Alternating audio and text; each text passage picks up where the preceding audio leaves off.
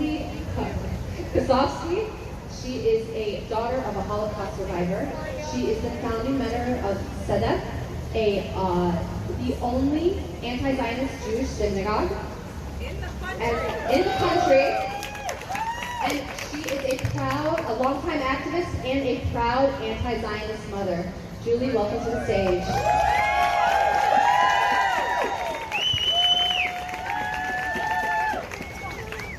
I just want to add, those of you that, come on up, Julie. Those of you who've been doing activism for a while know that you've seen Julie everywhere, doing everything. And we thank you so much for your support and your kindness. Give her a round of applause.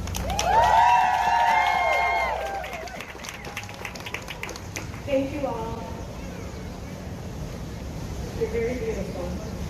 Julie, louder, louder. Got it. Loud. Because we are speaking out against Israel's genocide. That's why we need to be loud.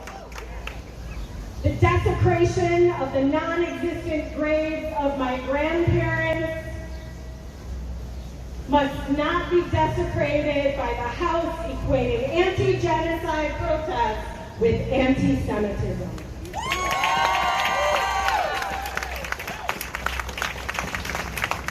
Genocide is chaos. We, as mothers, as adults, know that children can thrive when they are safe. Routine regulates all of us. It is fitting that I slept less than 3 hours last night. I couldn't sleep knowing that I had been asked to speak here today.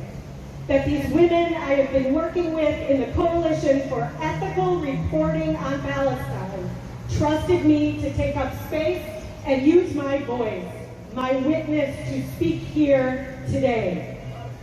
When my father was being hunted in Nazi Germany and later Nazi-occupied Belgium, after his parents did everything they could to escape, the organized resistance was all that was left to save him. If they had not risked their own lives, my father's beautiful grandchildren wouldn't be among us today.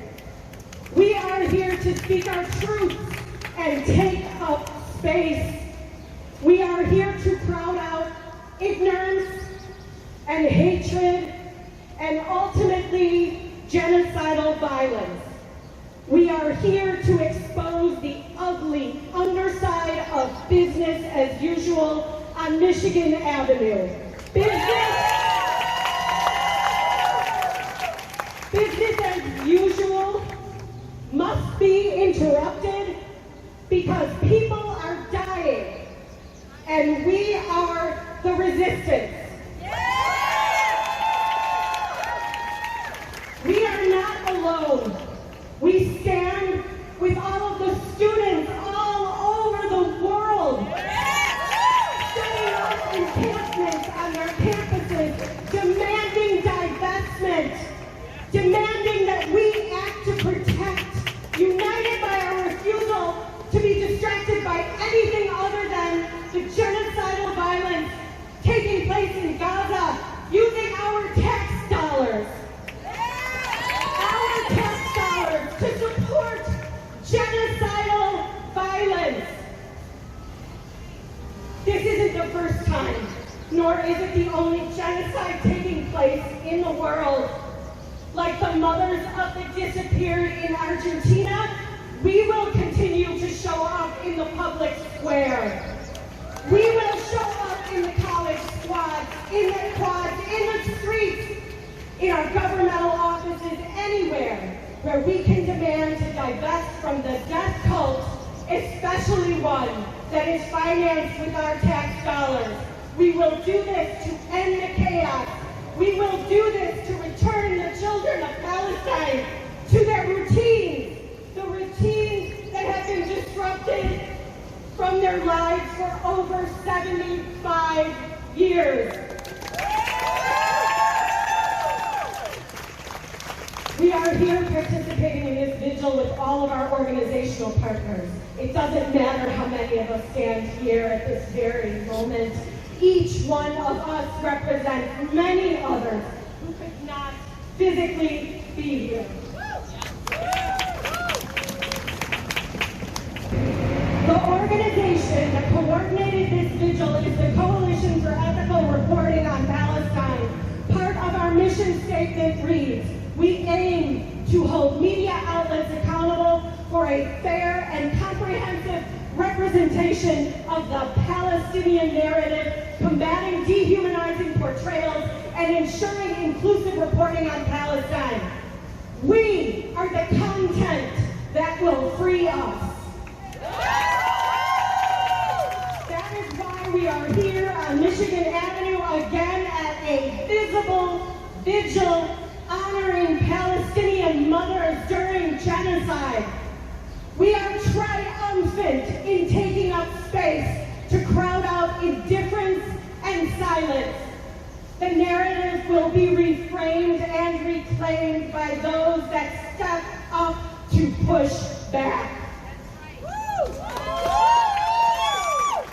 With our tax dollars funding the military conducting this genocide, who among us is not compelled to act against the genocidal violence that is perpetrated against the people of Palestine? In 2020, a mother's son named George Floyd was murdered by police in broad daylight in full view of onlookers who also called out for help. George Floyd's mother had died 2 years prior. In the last 8 minutes of his life, he called out for his mother. I remember the anguish I felt, the anguish and the anger hearing this. I remember a time when my father was trapped in a deep depression. He sat on the couch in our family living room. I sat as close as I could to him. I said, Dad, I'm not afraid of your pain. I am not afraid of your pain. I am here with you. A torrent of grief poured out of him, and he reached out across the room toward a photo, one of two we have of my father and his parents who perished in Auschwitz, and called out, I needed them. My father said, I needed them.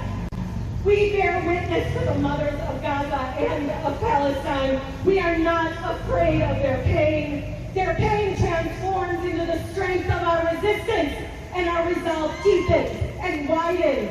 State-sponsored terror is happening here, and it is happening there. And today we are all mothers, defying it everywhere. We rise as the antidote to the chaos.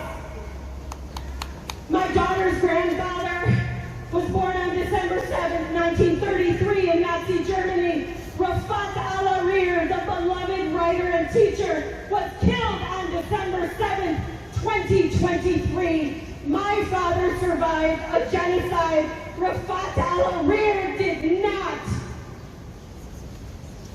We are here in solidarity with all the mothers, from all the rivers to all the seas.